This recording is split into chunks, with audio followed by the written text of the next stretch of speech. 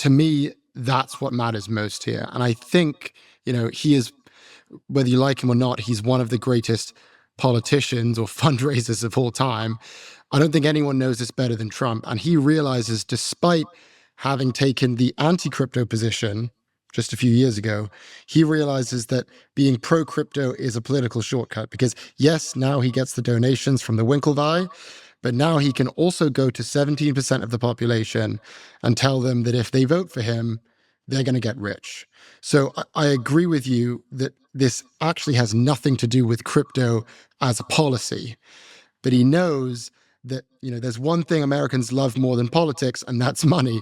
I would bet that the Harris campaign is looking at this and they're thinking, actually, maybe it's time for us to finally get behind crypto. I think that's really interesting. So if you look at the crypto enthusiasts, they're usually, they skew more young and more male. And that is the audience, his kind of core audience who he's looking to really activate. So I can see, and that's a great stat, 1 in 5 Americans. Also, just to, so I don't come across as a total crypto hater, I actually think that Bitcoin is probably a good medium and long-term investment. And this is because of the work of Lynn Alden. I've kind of come around on this. What crypto, or specifically Bitcoin, not the other ones, to a lesser extent ETH, but they've been able to establish what every currency tries to establish, and that is some scarcity value. And what Lynn pointed out to me that just fascinated me is that if you look at the incremental increase in supply of Bitcoin, it's less than gold. Like, more gold is mined as a percentage of all gold out there than new coins.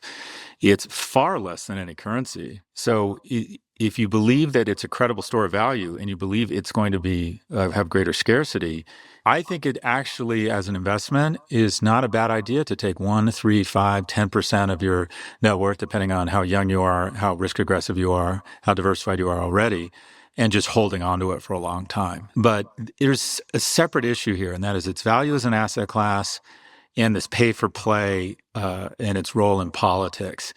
I'll be very interested to see if Harris embraces crypto. That's an interesting thought. I don't know. I just think that it ultimately comes down to the popularity contest. I don't disagree with anything you just said about Bitcoin. And the thing that really frustrates me is I don't think Gary Gensler disagrees with anything you just said either. In fact, the SEC has approved Bitcoin. They have also approved Ethereum. And meanwhile, you have all these crypto enthusiasts saying, fuck Gary Gensler, fire Gary Gensler, fuck the SEC. And the reason that they're doing that, I believe, is because he hasn't granted, proper regulation or approval to everything else in the crypto market. And the reason he hasn't done that is because everything else in the crypto market is pretty much a fake stock that pretends to be a currency. And the entire premise of most of these assets is to avoid regulation, which is why, to me, it makes no sense when these crypto people say things like, hey man, all we want is regulation. We just want to be regulated. No, you don't want to be regulated, because if you were regulated, you would be out of business, because the majority of these currencies aren't currencies. They're fake stocks that haven't been registered with the SEC, and that's the only reason that they're traded. A couple of things. One, I agree with you, and I think that's a thoughtful analysis. But two, what I would argue is, I have a habit of bringing everything back to Israel, but also I think there's an analogy here with crypto. Yep. Trump makes these blustery, aggressive statements. I will fire Gary Gensler. I'm your man for crypto. That might take Bitcoin up in the short term. I think in 5 years, Bitcoin trades at a greater valuation with a Harris administration than a Trump administration.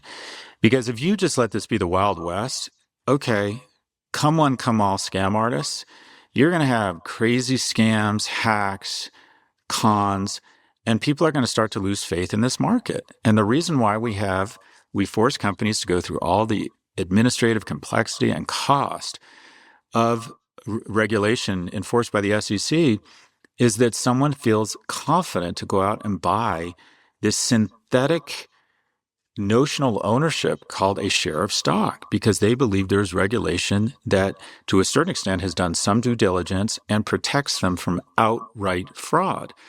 And if you just want to have the Wild West there, fine, but be clear, the number of scams, the number of crimes, the number of retail investors that lose everything the number of companies that claim, where the CEO goes on CNBC and then what do you know overnight? Oh, they registered in the Bahamas and every depositor lost everything.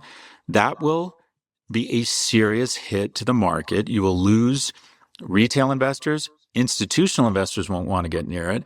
And over the medium and the long term, this market will not thrive and the price will never reach its potential. So I would argue unless you want a quick trade here, I think it goes up. I think over 3, 5, 10 years, it trades at a higher price with a certain amount of sane regulation. And it's the same way. I was on this call last night. I think a lot of my Jewish friends are more drawn to Trump because they see his support of Israel as being more resolute. I'm like, look, we got to think about when this war comes to an end, how we get to an enduring peace. And having this blustery macho talk isn't going to bring a sustainable peace to the Middle East. You're going to need thoughtful diplomacy. You're going to need back-channel conversations with Iran. I mean, you're just going to need really talented, thoughtful diplomats like Secretary Blinken and Secretary of Defense Austin. And the notion that just a bunch of tough macho talk of finish the job is going to create a sustainable peace, or that firing Gensler is going to be long-term good for this asset class, it's really reductive, primitive thinking, mostly being endorsed by people who just want to have a big bag here and want to dump it.